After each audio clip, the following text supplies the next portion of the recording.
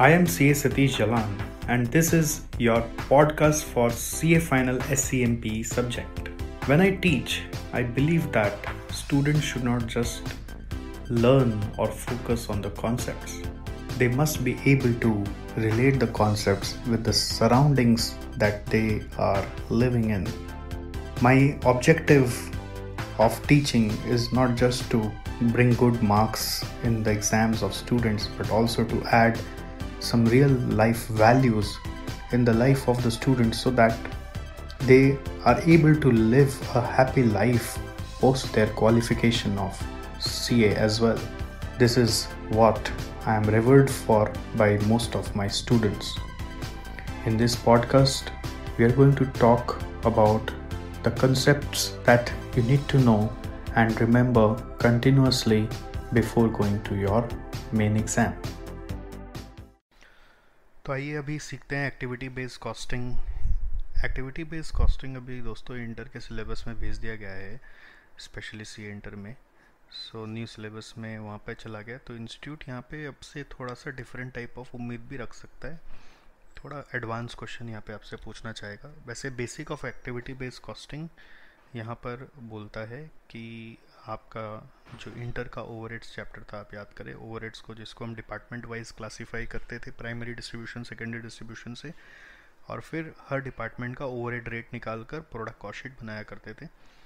अब activity based costing कहता है कि ओवरहेड को डिपार्टमेंट वाइज क्लासीफाई नहीं करके एक्टिविटी वाइज क्लासीफाई करें, कि डिपार्टमेंट के अंदर क्या क्या काम होता है उसको आइडेंटिफाई करिए, उस एक्टिविटी का टोटल कॉस्ट जिसका नाम दिया गया कॉस्ट पूल वो पता करें, और फिर हर एक्टिविटी वाइज आपका एक बेसिस होना चाहिए। जैसे department wise basis of charging overheads होता था, मशीन आवर, लेबर आवर, वैसे हर एक्टिविटी वाइज एक basis of charging the activity cost होगा जिसका नाम है कॉस्ट ड्राइवर। तो कॉस्ट पूल और कॉस्ट ड्राइवर की मदद से आप एक रेट निकालें एक्टिविटी का, और उस एक्टिविटी रेट से प्रोडक्ट कॉस्ट शीट बनाएं, राइट। तो प्रोडक्ट कॉस्ट शीट में डायरेक्ट मटेरियल आता है, डायरेक्ट लेबर आता है, and then overhead cost activity wise split होके आएगा। एक्टिविटी वाइज रेट होगा मल्टीप्लाइड बाई जिस प्रोडक्ट में जितना एक्टिविटी का वॉल्यूम कंज्यूम हो रहा है, मल्टीप्लाई करके टोटल एक्टिविटी कॉस्ट निकाला जाएगा, which will be the overhead cost of the product, and then product cost statement will follow. Sales दिया है तो प्रॉफिट भी निकाला जा सकता है। So this is simple activity based costing. और यही अगर मैं वो इंटर का ओवरहेड चैप्टर जब बोलता हूँ तो उसका नाम है एब्जॉर्प्शन कॉस्टिंग या ट्रेडिशनल कॉस्टिंग या कन्वेंशनल कॉस्टिंग। तो पहला आपको ये जानना जरूरी होता है कि कन्वेंशनल और एक्टिविटी में डिफरेंस क्या है। कन्वेंशनल में आपको ओवरहेड डिपार्टमेंट वाइज क्लासीफाई करने बोला जाता था, डिपार्टमेंट वाइज रेट होता था, और एक्टिविटी बेस्ड कॉस्टिंग में ओवरहेड्स बहुत सारे एक्टिविटीज़ में टूट जा रहा है, और एक्टिविटी वाइज कॉस्ट पूल यानी कि टोटल कॉस्ट, फिर कॉस्ट ड्राइवर यानी कि बेसिस, और रेट निकाला जाता है जिसके मदद से प्रोडक्ट कॉस्ट स्टेटमेंट बनाया जाता है। नाउ सेकंड पॉइंट आता है डिस्कशन करने का यहाँ पर कि एक्टिविटी बेस्ड कॉस्टिंग का ज़रूरत ही क्यों पड़ा। ये है एक, हम लोग क्लास में भी स्टार्टिंग में पढ़ते, basic differences between business environment which was there during older days and the business environment which is now in the modern world. So traditional और मॉडर्न बिजनेस एनवायरनमेंट में फ़र्क है, इसलिए एक्टिविटी बेस्ड कॉस्टिंग चाहिए। Basic line of difference क्या है? पहले competition नहीं था, अभी कंपटीशन है। पहले ऑटोमेशन नहीं था, अभी ऑटोमेशन है। पहले प्रोडक्शन फैसिलिटीज़ की ज़रूरत नहीं पड़ती थी, यानी सपोर्ट फंक्शंस की अभी बहुत ज़्यादा पड़ती है बिकॉज ऑफ हाई ऑटोमेशन। पहले कंपनी सिंगल प्रोडक्ट पे थ्राइव कर जाती थी, अभी मल्टीपल प्रोडक्ट कंपनीज़ को चाहिए। पहले कंपनियाँ कस्टमर को जो देती थी कस्टमर वो ले लेते थे कंपटीशन में, बट अब कस्टमर अवेयर है, उसके पास बहुत सारे ऑप्शंस है, वो नॉलेजेबल है, वो अपना चीज़ अपने हिसाब से चाहता है, और एज वेल एज अपने हिसाब से जब वो कस्टमर चाहता है तो वो जैसा चीज़ चाहता है वैसा प्राइस भी मांगता है, राइट। अगर मुझे कुछ अच्छी क्वालिटी की चीज़ चाहिए तो मैं अच्छी प्राइस देने रेडी हूँ एज ए कस्टमर, बट मुझे अगर क्वालिटी कम चाहिए तो मैं ज़्यादा प्राइस देने रेडी नहीं हूँ। मेरे यूज़ पे मुझे कोई ऐसा कंपनी मिल जाए जो मेरे ज़रूरत का प्रोडक्ट मेरे प्राइस के मुताबिक बना के दे दे। तो पुराने कॉस्टिंग सिस्टम में ये सहूलियत नहीं थी, बिकॉज आपका ओवरहेड कॉस्ट जो एक सब्सटैंशियल कॉस्ट प्रोडक्ट कॉस्ट में हो रहा है वो डिपार्टमेंट वाइज सेग्रीगेटेड था, और डिपार्टमेंट वाइज सेग्रीगेटेड होने के कारण किसी डिपार्टमेंट में अगर एफर्ट कम भी लगा तो भी उसका रेट कम नहीं होता था। समझिए, अगर डिपार्टमेंट ए था, उसमें एक प्रोडक्ट है जो 2 घंटा ही काम करवा रहा है अपने लिए, और वही प्रोडक्ट भी है जो 5 घंटा काम करा रहा है, तो 5 घंटे वाले के लिए भी डिपार्टमेंटल रेट अगर 50 रुपये पर घंटा है तो 5 घंटे वाले के लिए भी 50 रुपये पर आवर ही होगा, और 2 घंटे वाले के लिए भी रेट 50 रुपये ही होगा। भले 2 घंटे का रेट लगेगा बट रेट कम नहीं हो रहा था। एज अ कॉन्सिक्वेंस इसका इम्पैक्ट कॉस्टिंग पे पड़ रहा था और प्राइसिंग पे पड़ रहा था। तो कस्टमर बोल रहा था कि अब मेरे हिसाब का प्राइस नहीं मिल रहा है तो मैं आपसे नहीं लूँगा। तो नए लोगों को ट्राई कर रहा था जिसका ओवरहेड कॉस्ट कम हो, और नए लोग मार्केट शेयर पकड़ते जा रहे थे, पुराने प्लेयर लोग मार्केट स्प्रेड नहीं कर पा रहे, एक्सपैंड नहीं कर पा रहे। तो नाउ जो कंपनियां लार्ज स्केल पे ऑपरेट कर रही थी उनके ऊपर एक चैलेंज इम्पोज हो गया कि ओवरहेड तो कम नहीं कर सकते, बट अब इस कस्टमर को कैसे खुश रखें। तब आया activity based costing. Robert Kaplan ji ने ये हमें सिखाया एक्टिविटी बेस्ड कॉस्टिंग। तो उन्होंने ये बताया कि हर ओवरहेड को आप तोड़ो अलग अलग एक्टिविटीज़ में, और हर एक्टिविटी का अपना ड्राइवर निकालो और उसका रेट निकालो। फिर जिस प्रोडक्ट में जो पर्टिकुलर एक्टिविटी ज़्यादा यूज़ हो रहा है उसी का कॉस्ट जाएगा, जो एक्टिविटी यूज़ ही नहीं हो रहा उसका कॉस्ट नहीं जाएगा। सो कॉस्ट ट्रेसिबिलिटी भी बढ़ गया, कॉस्ट का एक्यूरेसी बढ़ गया, कस्टमर भी खुश हो गया, प्राइसिंग फ्लेक्सिबल हो गया। Okay, so that's how activity based costing came. इसका अपना लिमिटेशन भी है। लिमिटेशन ये है कि इसको इम्प्लीमेंट करने में समय लगता है, कॉस्टली अफेयर है। इसको इम्प्लीमेंट करने के लिए आपको लार्ज स्केल ऑपरेशन ही रखना पड़ेगा, शॉर्ट स्केल में या स्मॉल स्केल में ये काम नहीं करता। फिर ये लॉन्ग रन में बेनिफिट्स देता है, इमीडिएट बेनिफिट इसका कभी नहीं दिखता। Okay, so these are some limitations of activity based costing. मैं एकदम ब्रीफ में फटाफट आपको बता रहा हूँ, आप बाकी का कुछ एक्स्ट्रा मिले अपने क्लास नोट्स में उसको फॉलो करते चलिए। ओके, सो एक्टिविटी बेस्ड कॉस्टिंग का लिमिटेशन हो गया। नाउ एक्टिविटी बेस्ड कॉस्टिंग का इम्प्लीमेंटेशन करने के लिए आपको अपना ओवरहेड को एनालाइज करना है एक्टिविटी वाइज, फिर उसका एक्टिविटी वाइज टोटल कॉस्ट पता करना है। स्टेप्स ऑफ इम्प्लीमेंटेशन बता रहा हूँ। फिर उस कॉस्ट का बेसिस यानी कि ड्राइवर चुनना है, फिर ड्राइवर के बाद हर एक एक्टिविटी का रेट निकालना है, और फिर उस रेट की मदद से आपको प्रोडक्ट कॉस्ट पता करना है। तो लिमिटेशन में एक और बात आती है कि ड्राइवर खोज नहीं पाते कई बार हम हर एक्टिविटी का। फिर पता चलता है कि एक एक्टिविटी के लिए मल्टीपल ड्राइवर रिस्पॉन्सिबल हो सकते हैं। ओके, फिर एक्टिविटी वाइज कॉस्ट ट्रेस करना भी डिफ़िकल्ट हो जाता है बहुत बार। बड़े बड़े ऑर्गेनाइजेशन के लिए ये है, और वहाँ पे इतनी सारी एक्टिविटीज़ है कि उसका कॉस्ट कैसे ट्रेस करें, तो ये भी एक चैलेंज इम्पोज हो जाता है। लिमिटेशन के कुछ और पॉइंट्स बढ़ गए।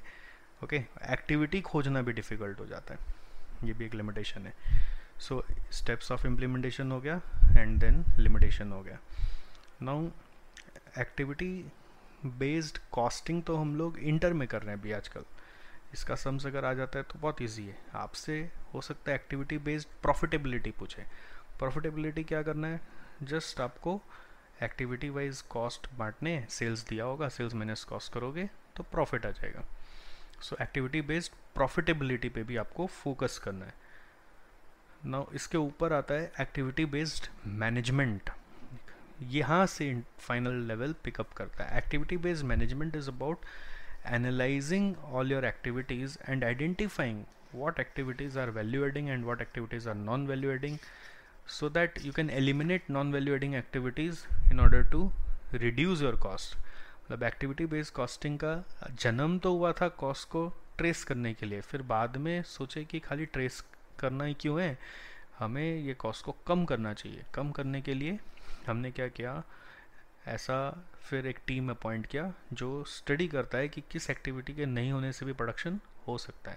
तो पूरा एक्टिविटी अगर हट जाए तो उसका कॉस्ट ही हट सकता है, एज अ कॉन्सिक्वेंस आपका कॉस्ट रिडक्शन हो सकता है। देन उसके अलावा प्रोडक्ट का डिज़ाइन के ऊपर स्टडी किया जाए। फिर उसके अलावा जो आपको वैल्यू इंजीनियरिंग के वक्त भी मैंने टारगेट कॉस्टिंग में समझाया था, कॉस्ट ड्राइवर का एनालिसिस किया जाए, कॉस्ट ड्राइवर का डिपेंडेंसी का एनालिसिस किया जाए। ओके, जैसे कॉस्ट ड्राइवर 2 तरह के बताए गए हैं।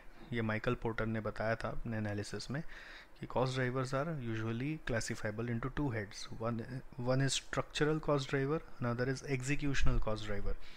स्ट्रक्चरल कॉस्ट ड्राइवर होता है ऑर्गेनाइजेशन के स्ट्रक्चर से जुड़ा हुआ, जिसको हटाना या कम करना थोड़ा मुश्किल होता है. जैसे एक कंपनी है जो पूरा ऑटोमेटेड है, तो वहाँ पे मशीनिंग कॉस्ट को कम करना थोड़ा डिफ़िकल्ट हो सकता है. Okay, now another driver category is executional cost driver. तो एग्जीक्यूशनल कॉस्ट ड्राइवर होता है your style of management and style of working पर. ओके, जैसे आपका मटेरियल मूव करता है एक डिपार्टमेंट से दूसरा डिपार्टमेंट प्रोसेस होने के लिए, तो डिपार्टमेंट का लेआउट अगर आप चेंज कर दें, सोचो आप वर्टिकल लेआउट बना दें, मतलब एक मशीन के ऊपर एक कोई प्लेटफॉर्म बना के दूसरा मशीन, उसके ऊपर प्लेटफॉर्म बना के तीसरा मशीन एक रीजनेबल हाइट पर. तो अगर आप ऐसा करते हो, लेआउट चेंज करते हो, तो मटेरियल का मूवमेंट कम हो सकता है और उससे एक्टिविटी का कॉस्ट कम हो सकता है. So you have to see कि can you reduce cost that way. So cost driver का analysis is a part of activity based management. Okay, similarly activity का भी हमने क्लासिफिकेशन किया. कैसा क्लासिफिकेशन किया? 4 लेवल ऑफ एक्टिविटी माना जाता है. एक है यूनिट लेवल एक्टिविटी, माइक्रो से मैक्रो सोचेगा. यूनिट लेवल एक्टिविटी जिसमें अगर प्रोडक्शन यूनिट्स बढ़ेंगे तो एक्टिविटी कॉस्ट बढ़ जाएगा. दूसरा है बैच लेवल एक्टिविटी, जिसमें बैच नंबर ऑफ बैचेस बढ़ेंगे अगर, तो एक्टिविटी कॉस्ट बढ़ेगा. मतलब एक बैच में फिर कितना भी यूनिट बना लीजिए, बट बैचेस के नंबर्स बढ़ जाएंगे तो एक्टिविटी कॉस्ट बढ़ जाएगा. तीसरा है product level activity, number of products अगर कंपनी में जो बन रहे हैं वो बढ़ जाएंगे तो कॉस्ट बढ़ जाएगा. एंड चौथा है ऑर्गेनाइजेशनल लेवल या फैसिलिटी लेवल एक्टिविटी, कि अगर आप ऑर्गेनाइजेशन में बाकी कॉमन सुविधाएं बढ़ाएंगे तो कॉस्ट बढ़ जाएगा. एक बार फिर से 4 लेवल हैं. Unit level, number of units बढ़ाने से, एग्जांपल जैसे कि मटेरियल कॉस्ट या इनडायरेक्ट मटेरियल कॉस्ट, जो जितना ज़्यादा यूनिट बनेगा किसी प्रोडक्ट का तो उतना ज़्यादा इनडायरेक्ट मटेरियल डालना पड़ेगा.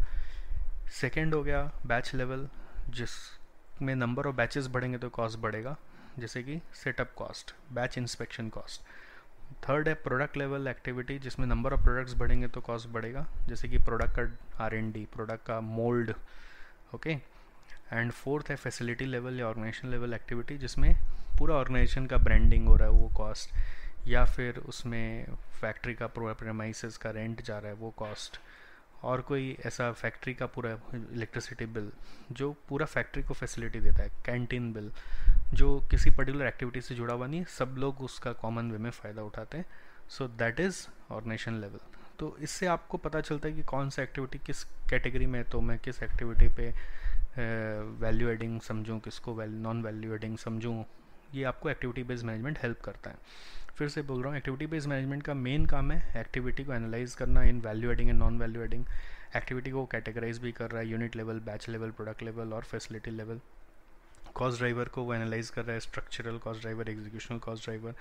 वो कंटिन्यूस इंप्रूवमेंट जिसको हम लोग काइजन बोलते हैं करते जाएगा, सो दैट फ्यूचर में और कैसे कॉस्ट रिड्यूस हो.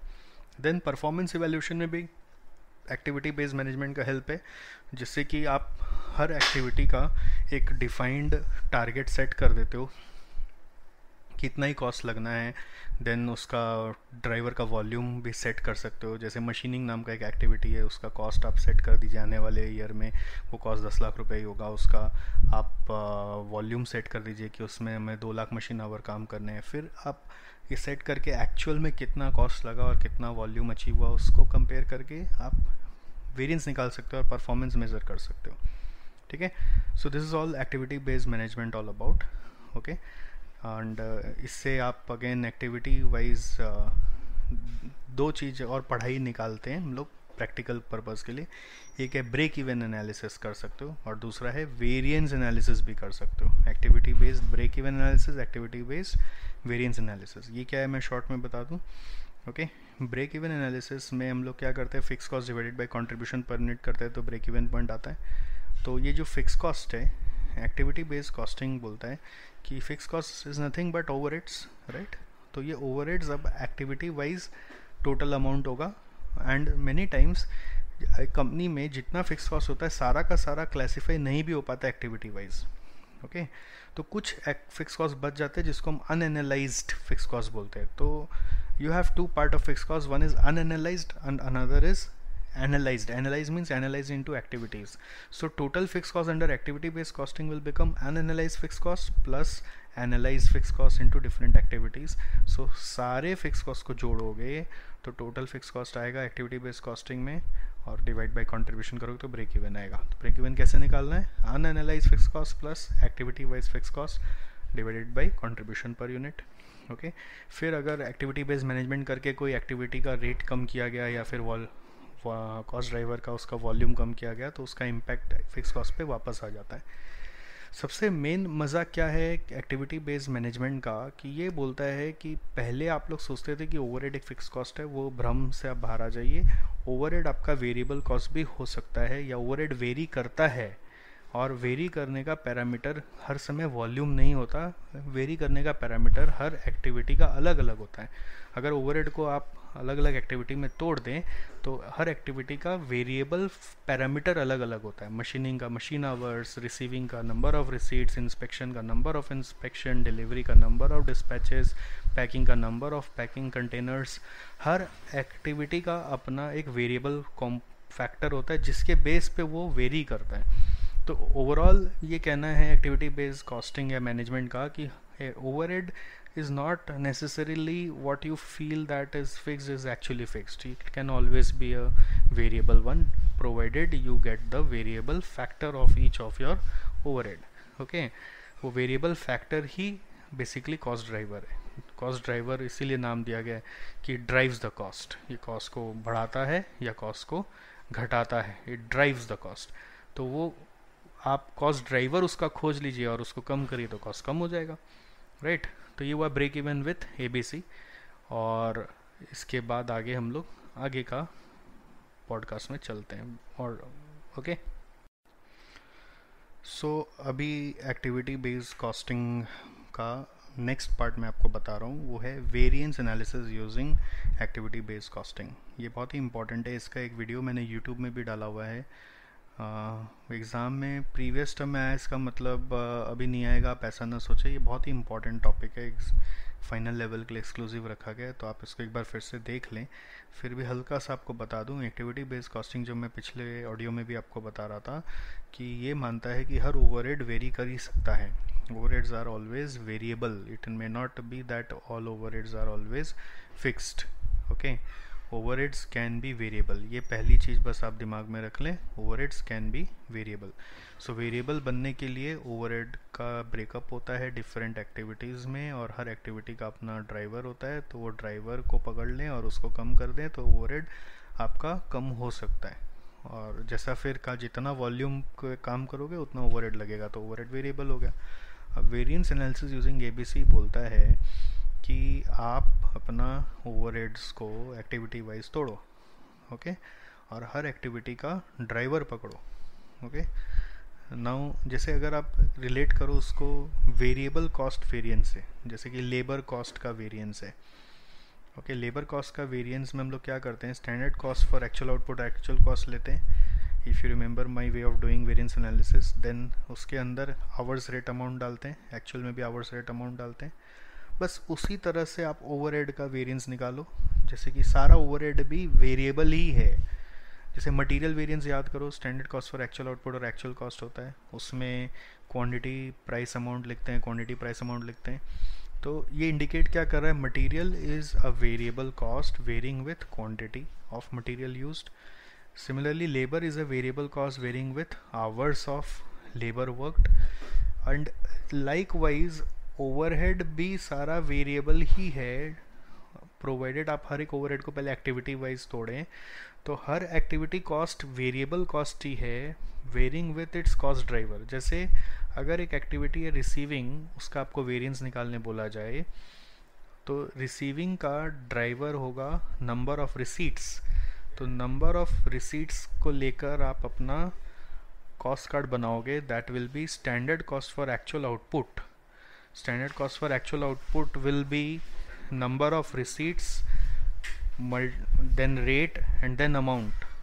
Actual cost will be number of receipts, then rate and then amount. फिर से बोल रहा हूँ, रिसीविंग को लेकर अगर मैं कॉस्ट कार्ड बनाऊंगा तो it will be standard cost for actual output and then actual cost. जैसे मटेरियल में क्या लिख रहे थे, क्यू पी ए, लेबर में क्या लिख रहे थे, एच आर ए, और अभी रिसीविंग एक्टिविटी का वेरिएंस निकाल रहे हो तो क्या लिखोगे, number of receipts rate amount, number of receipts rate amount. Then जो standard cost for actual output लिखा उसमें जो नंबर ऑफ रिसीट्स है वो नंबर ऑफ रिसीट्स आपको क्वेश्चन में बजट के हिसाब से दिया हुआ होगा, बजटेड प्रोडक्शन के हिसाब से दिया होगा, जिसको आप एक्चुअल के हिसाब से चेंज करके लिखोगे, फिर रेट और अमाउंट बजट वाला लिख दोगे तो स्टैंडर्ड कॉस्ट कार्ड बन जाएगा, और एक्चुअल कॉस्ट में एक्चुअल रिसीट्स रेट और अमाउंट आ जाएगा।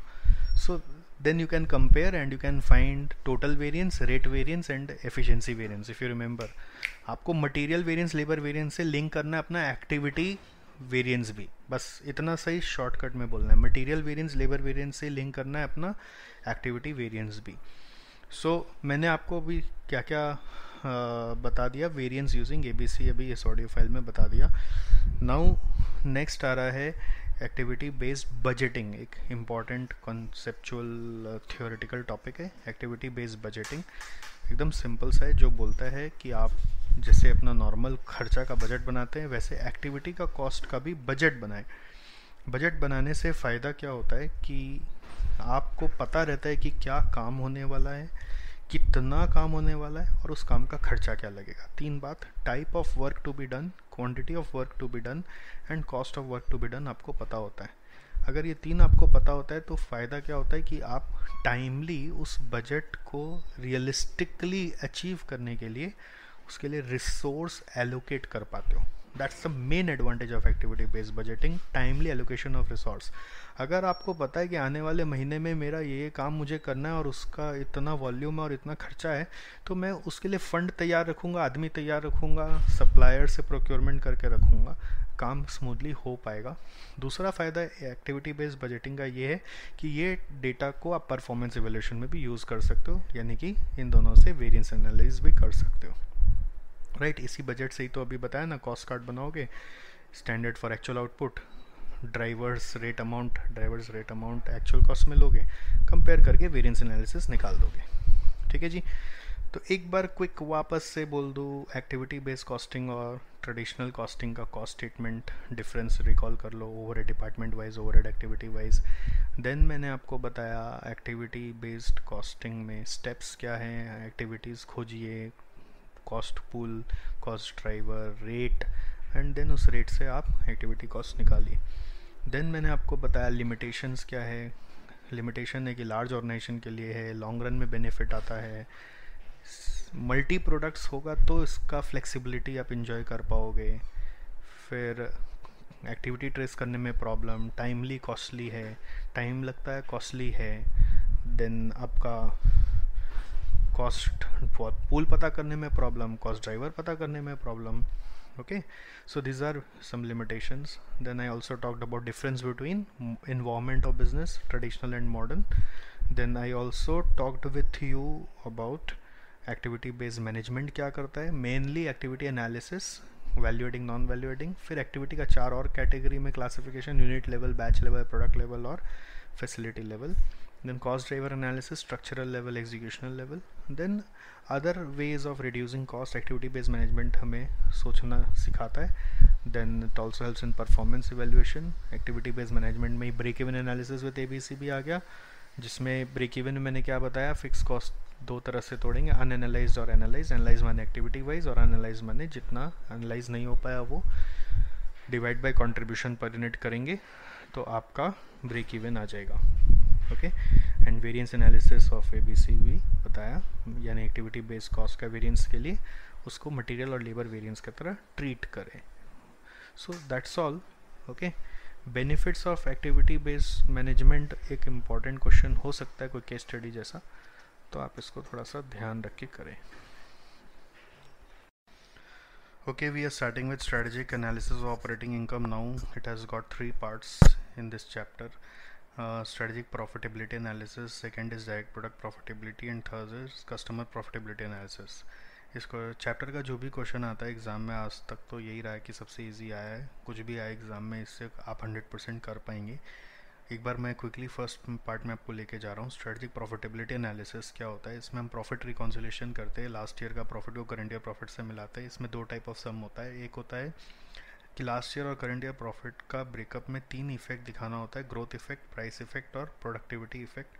ग्रोथ इफेक्ट मतलब होता है एक्चुअल आउटपुट और बजटेड आउटपुट का डिफरेंस, प्राइस इफेक्ट मतलब price variance which comes in revenue and cost, and productivity effect मतलब होता है एफिशिएंसी वेरिएंस। ओके, सो आपको करना क्या है इसका फॉर्मेट में, आप समझिए पर्टिकुलर्स है, उसके बाद आपका 5 कॉलम है। एक है लास्ट ईयर प्रॉफिट, फिर है ग्रोथ इफेक्ट का कॉलम, फिर प्राइस इफेक्ट का कॉलम, फिर प्रोडक्टिविटी इफेक्ट का कॉलम और करंट ईयर का प्रॉफिट। आपको विजुलाइज करना पड़ेगा या फिर मेरे साथ साथ आपको अपना नोट्स रेफ़र करना पड़ेगा, दो ही चीज़ें। मैं जो बोल रहा हूँ उसको विजुलाइज करिए या फिर आप अपने नोट्स को रेफ़र करिए। तो पर्टिकुलर्स में आपका बेसिक फॉर्मेट होता है, सेल्स दिखाना है, फिर उसके नीचे less material cost, labour cost दिखाना है, फिर फिक्स कॉस्ट दिखाना है, फिर प्रॉफिट दिखाना है। ये बेसिक फॉर्मेट है। ओके, वैसा अमाउंट उसका लास्ट ईयर का क्वेश्चन में दिया होगा और करंट ईयर का भी क्वेश्चन में दिया होगा, उसको बैठाओगे तो डिफरेंस आपका प्रॉफिट आ जाएगा।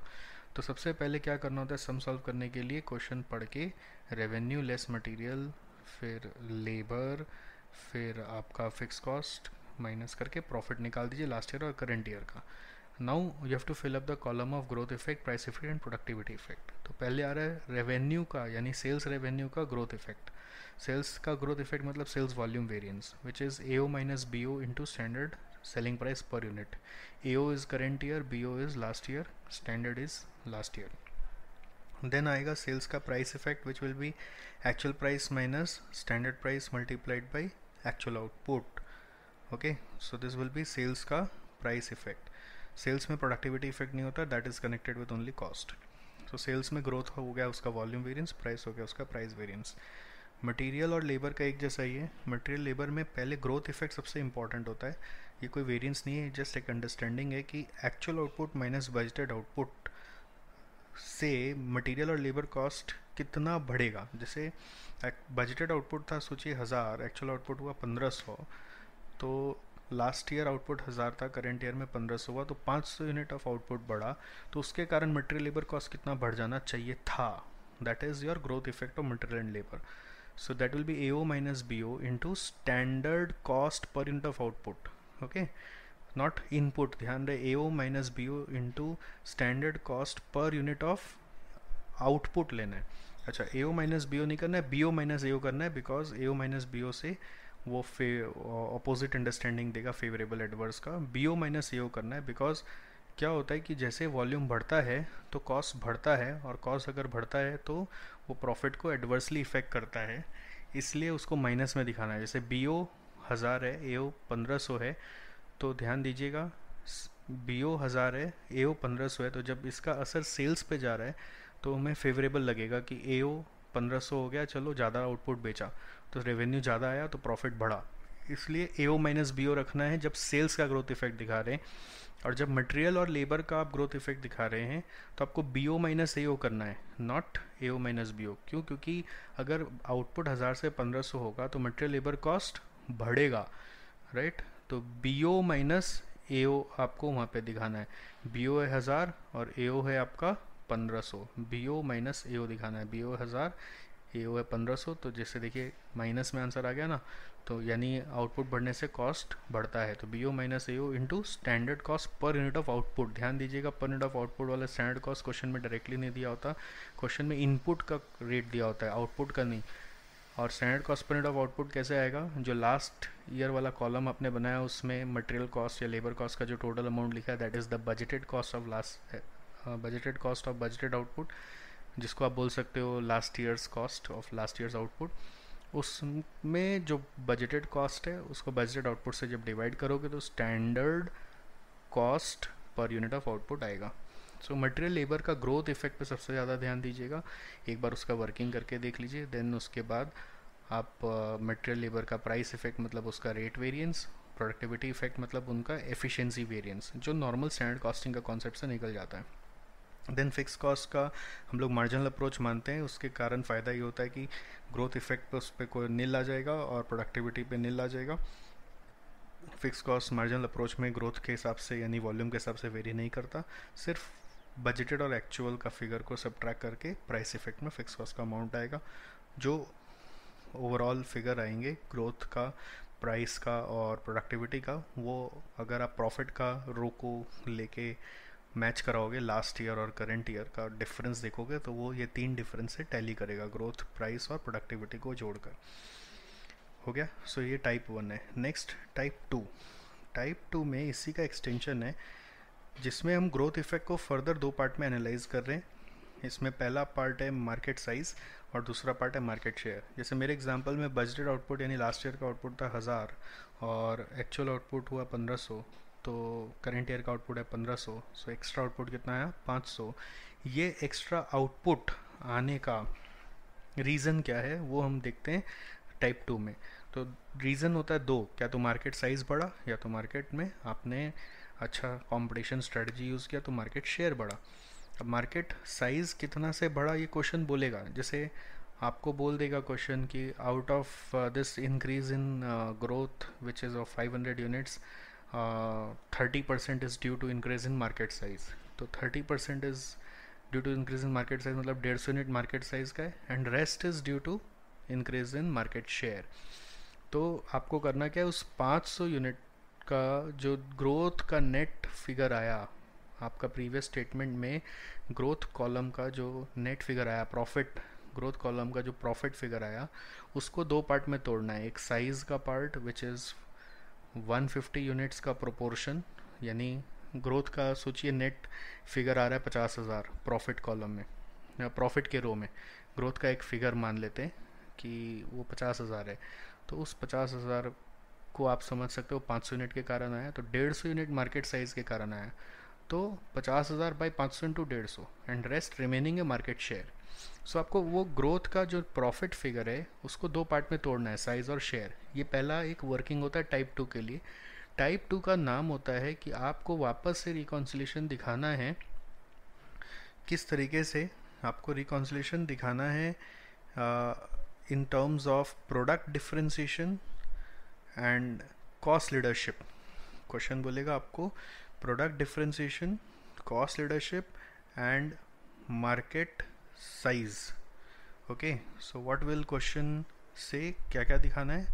Market size, product differentiation and cost leadership. इसके पहले टाइप में क्या किया? Growth, price, productivity. और अभी क्या किया? प्रोडक्ट डिफरेंशिएशन, मार्केट साइज और कॉस्ट लीडरशिप। कॉस्ट लीडरशिप माने प्रोडक्टिविटी होता है, तो प्रोडक्टिविटी का अमाउंट ऑलरेडी आया हुआ है टाइप 1 में, वहीं से उठा के बढ़ा देना है। फिर ग्रोथ का मैंने दो पार्ट किया, एक था साइज़, तो साइज़ जो 150 यूनिट आपको बता रहा था अभी, वो आपको साइज़ वाला में बैठा देना है। और जो ग्रोथ का बचा हुआ पार्ट है वो शेयर, शेयर और प्राइस मिला के बनता है product differentiation. Okay, so type 2 में तीन चीज़ पूछेगा कि मार्केट साइज दिखाओ, प्रोडक्ट डिफरेंशिएशन दिखाओ और कॉस्ट लीडरशिप दिखाओ। तो मार्केट साइज कहाँ से आएगा? पहले टाइप 1 करोगे, उसका ग्रोथ का जो आंसर आया उसको दो पार्ट में तोड़ोगे, साइज और शेयर, जैसा क्वेश्चन हिंट देगा उसके हिसाब से। तो जो साइज़ वाला अमाउंट है साइज में बैठ गया। अब मार्केट शेयर वाला और प्राइस वाला को मिला के प्रोडक्ट डिफरेंशिएशन और प्रोडक्टिविटी वाला कॉस्ट लीडरशिप, इन तीनों को जोड़ोगे तो फिर से प्रॉफिट रिकॉन्साइल करेगा। It is just you are analysing the difference in last year and current year profit due to reasons analyse differently. पहला टाइप में तीन रीज़न रखा था, ग्रोथ, प्राइस, प्रोडक्टिविटी, और दूसरा टाइप में उसी लास्ट ईयर करंट ईयर का प्रॉफिट का डिफरेंस को तीन पार्ट में सोचा, market size, product differentiation and market and cost leadership. Okay, market size, product differentiation and cost leadership. तो प्रोडक्ट डिफरेंशिएशन में क्या क्या आया? मार्केट शेयर आया और प्राइस इफेक्ट आया। सो this is your strategic profitability analysis. इसका सेकेंड टाइप है बहुत ईजी सा, डायरेक्ट प्रोडक्ट प्रॉफिटेबिलिटी कहते हैं। ये ज़्यादातर हम यूज़ करते हैं रिटेल सेक्टर में, जहाँ पे एक कॉन्सेप्ट होता है कि रिटेल स्टोर होगा, रिटेल स्टोर में वैरायटी ऑफ प्रोडक्ट्स बेचे जाते हैं। फिर रिटेल स्टोर का अपना एक वेयर हाउस भी होता है जहाँ पे वैरायटी ऑफ प्रोडक्ट स्टोर किए जाते हैं। सो रिटेल स्टोर को अपने हर प्रोडक्ट का प्रॉफिटेबिलिटी जानना है अगर, तो कैसे जाने? इन जनरल पहले कॉन्सेप्ट था जीपी का, sale price minus purchase price, तो ये जीपी प्रोडक्ट प्रॉफिटेबिलिटी होता है। बट बाद में ऐसा समझा गया कि खाली GP is not enough to understand product profitability, we should also trace some overhead cost to these product which are incurred in our stores and which are incurred in our warehouse. So direct product profitability is saying the profit of a product will be sales minus purchase price GP, and from GP you will also reduce the traceable overhead cost of the product, then the product profitability is coming. ठीक है, अब उसको आप percent में भी ले जाओ या प्रॉफिट पर यूनिट रखो, प्रेफरेबली ये सारा प्रॉफिट पर यूनिट बेसिस पे निकाला जाता है। एक बार एग्ज़ाम में ये प्रॉफिट पर यूनिट पूछा था, एक बच्चे ने ध्यान नहीं दिया और वो टोटल प्रॉफिट निकाला है, उसको काट के ज़ीरो दे दिया गया। तो ध्यान दे लीजिएगा, क्वेश्चन में लिखा रहता है पर यूनिट या परसेंट क्या, उसको फॉलो करके प्रेजेंट करिएगा। Okay, so DPP is this simple. बस एक चीज़ ध्यान रखिएगा, क्वेश्चन का लिस्ट में कुछ ऐसे कॉस्ट हो सकता है जैसे कि ऑडिट फीस, जो किसी भी प्रोडक्ट से जुड़े हुए नहीं है, तो उसको आप डायरेक्ट प्रोडक्ट प्रॉफिटेबिलिटी के कैलकुलेशन में कंसिडर नहीं करेंगे। डायरेक्ट प्रोडक्ट प्रॉफिटेबिलिटी बोलता है sale price minus purchase price से जीपी आया, जीपी में से आप वही कॉस्ट को माइनस करिए, जो कॉस्ट आपका, वही कॉस्ट को माइनस करिए जो कॉस्ट आपका प्रोडक्ट वाइज ट्रेसेबल है। ठीक है, ओके, सो डीपीपी हो गया। Now next is customer profitability analysis, the third one, very easy one. Customer profitability analysis exam का फेवरेट है। इसमें करना क्या है, हम लोग को कॉलम्स बनाने हैं डिफरेंट कस्टमर्स के लिए, particulars, customer A, customer B, customer C, something जैसा क्वेश्चन बोले। ओके, कि कभी ग्रुप ऑफ कस्टमर भी हो सकता है, wholesale customer, retail customers. Okay, then उनसे कितना आप सेल्स रेवेन्यू लाए, लेस उनका परचेज कॉस्ट क्या रहा या फिर उसका कॉस्ट ऑफ गुड सोल्ड क्या रहा, तो जीपी आया। जीपी नहीं भी दिखाओ तो भी चलता है। Less all other attributable cost like cash discount, trade discount. Trade discount जब होगा तो सेल से ही माइनस कर देना। कैश डिस्काउंट होगा तो आप उसको अलग से अपना कॉस्ट में दिखा सकते हो, बट ट्रेड डिस्काउंट जब होगा तो उसको सेल से ही माइनस कर देना। इंस्टीट्यूट के मैट में एक सम है जो अपने क्लास में भी करते हैं, जिसमें कैश डिस्काउंट को लोग सेल से ही फिर नेट कर लेते हैं, तो वो भी ठीक है, बट सावधान रखिएगा, ट्रेड डिस्काउंट हमेशा सेल्स से माइनस करना, कैश डिस्काउंट को आप अलग से भी दिखा सकते हैं। Okay, so sales, okay, less discounts, net sales, less cost of goods sold, GP, then attributable cost to the customers. It can be customer visit cost, order processing cost, delivery cost. ऐसा जितना cost activity wise customer के लिए attributable है, वो आपको customer segment में डालना है या individual customer में डालना है। क्वेश्चन में एक्टिविटी का टोटल कॉस्ट दिया होगा और फिर एक्टिविटी ड्राइवर्स दिए होंगे हर कस्टमर के लिए, तो उससे रेट निकाल के आप मल्टीप्लाई कर सकते हैं हर एक कस्टमर के कॉलम में, या फिर आप ऐसा कर सकते हैं कि एक्टिविटी वाइज रेट दिया हुआ है तो रेट डायरेक्ट दिया हुआ है तो रेट इनटू बस ड्राइवर्स करना है, या फिर आप एक्टिविटी वाइज कॉस्ट को 3 कस्टमर में ड्राइवर के रेशियो में भी बांट सकते हैं। सो ये भी हो जाएगा। ओके, देन प्रॉफिट निकालने के बाद आपसे ज़रूर पूछेगा, कमेंट करो, एनालाइज करो, सुझाव दो, यहाँ ये ज़रूर पूछेगा। जब सुझाव की बात आएगी तो आपको बताना होगा कि इस कस्टमर से भी हम ज़्यादा प्रॉफिट कमा रहे हैं, किससे हम कम कमा रहे हैं। तो जिससे ज़्यादा कमा रहे उससे हमें सस्टेन करना है, और जिससे हम कम कमा रहे उससे हमें प्रॉफिट बढ़ाना है या फिर उस कस्टमर को डिसकंटिन्यू करना है। आपको एक बहुत अच्छा यूनिक चीज़ बता रहे जो मैंने रेगुलर क्लास में भी नहीं बताया हो।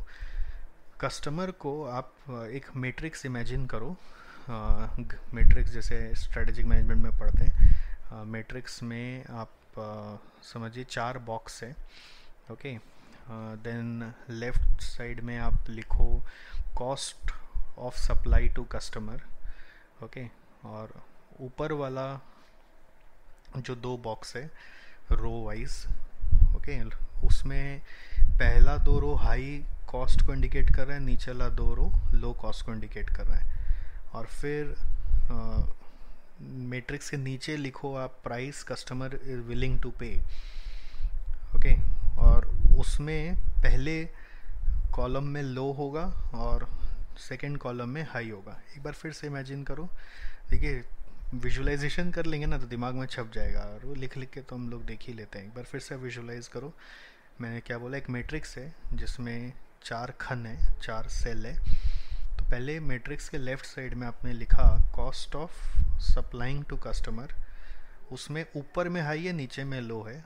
ओके, सो ऊपर का फर्स्ट रो हाई हाई, नीचे का सेकेंड रो लो लो कॉस्ट को इंडिकेट कर रहा है। फिर नीचे में, मैट्रिक्स के नीचे में price of supplying, price that customer is willing to pay लिखा हुआ है, जो है लो और हाई।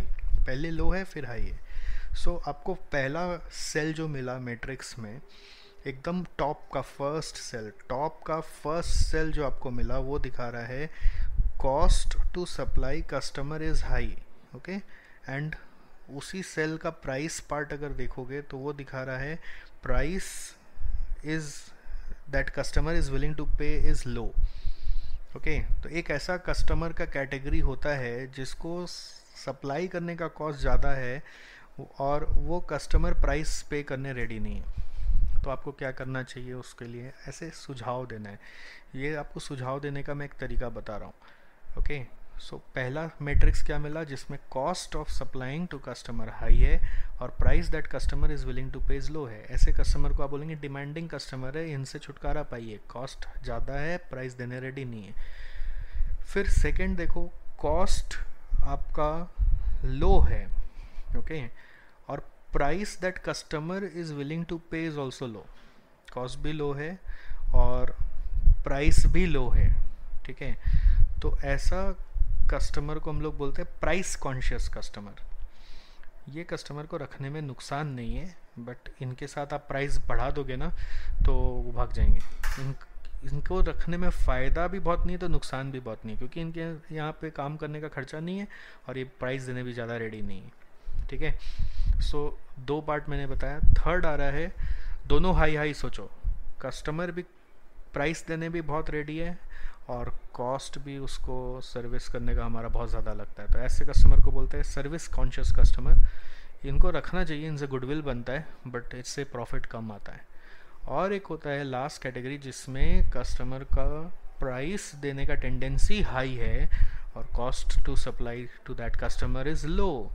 ये सबसे बेस्ट फेवरेबल कस्टमर होता है जिसके यहाँ प्राइस भी ज़्यादा मिल रहा है, रेवेन्यू ज़्यादा आ रहा है और ख़र्चा कम लग रहा है, तो हमारा प्रॉफिटेबिलिटी ज़्यादा है। हम उस कस्टमर की तलाश में थे। तो मैंने 4 कैटेगरी में कस्टमर्स को क्लासीफाई किया। पहला है डिमांडिंग कस्टमर, कौन हुआ, खर्चा ज़्यादा प्राइस कम। दूसरा प्राइस कॉन्शियस कस्टमर, खर्चा कम प्राइस कम। तीसरा है खर्चा ज़्यादा प्राइस ज़्यादा, देने रेडी है, सर्विस कॉन्शियस। और चौथा क्या है, खर्चा कम और प्राइस ज़्यादा, यही कस्टमर हमें चाहिए। तो ऐसे आप कस्टमर्स को क्लासीफाई कर सकते हैं और उसके लिए आपको क्लास में सम्स कराए गए वैसे एक एक कस्टमर को लेकर या एक एक एक्टिविटी को लेकर आपको कमेंट करना होता है कि इस कस्टमर में कौन सा एक्टिविटी ज़्यादा है, तो वो एक्टिविटी कम करने से इस कस्टमर की प्रॉफिट बढ़ सकती है। जैसे किसी कस्टमर को आप डिस्काउंट ज़्यादा दे रहे हो, किसी कस्टमर के यहाँ विजिट ज़्यादा कर रहे हो, तो आपको एक एक पॉइंट एक elaborate करके लिखना पड़ता है। You write as much your time permits and marks is allotted. Don't keep on exaggerating the answers the way it is given in your institute solution. We in a class have always preferred to write in crisp and quality way, so you just follow that only. You don't have to replicate what exactly Institute Math is doing here. Okay, so customer profitability analysis में एक 5 step process है, इसको एक बार ध्यान से सुन लीजिए theory के लिए। पहला स्टेप है analysing the customer base and split it into segments and then calculate annual revenues from the customer, then calculate annual cost of serving the segment, then obviously profit निकल जाएगा। तो identify and retain quality customers, और फिर reengineer और eliminate the unprofitable customers और segments. So पहले क्या करना है, कस्टमर का सेगमेंट चाहिए, फिर आपको उनसे रेवेन्यू कितना है, फिर उनका कॉस्ट कितना हुआ, तो प्रॉफिट निकाल लीजिए।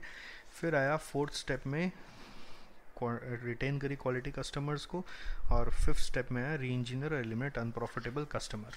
एक क्वेश्चन नया अभी तक जो एग्ज़ाम में नहीं आया है वो आपका RTPs में आ चुका है, वो है कस्टमर लाइफ टाइम वैल्यू के ऊपर, which is basically a concept of present value of net benefit earned from customers, present value of net benefit earned from customers. That is basically the customer life time value. इसका एक question हम लोगों ने भी अपने दिव्य जड़ी बूटी mat में किया होगा आपके साथ, या क्लास में लिख के किया होगा, जैसे भी आप देख लीजिएगा, बट ये लेटेस्ट आया हुआ है RTPs में, तो ये जरूर देखिएगा इसका क्वेश्चन, क्योंकि ये आपका एग्ज़ाम का भी क्वेश्चन हो सकता है। कस्टमर लाइफ टाइम वैल्यू पे which is equal to present value of net benefit earned from the customers. Okay, so this is over strategic analysis. I am CA Satish Jalan, and this is a podcast for CA Final SCMP. To score in SCMP, now you need to remember its theories more specifically than just understanding it in a general way. By listening to this podcast, you can revise the concepts on the go as many times as you can.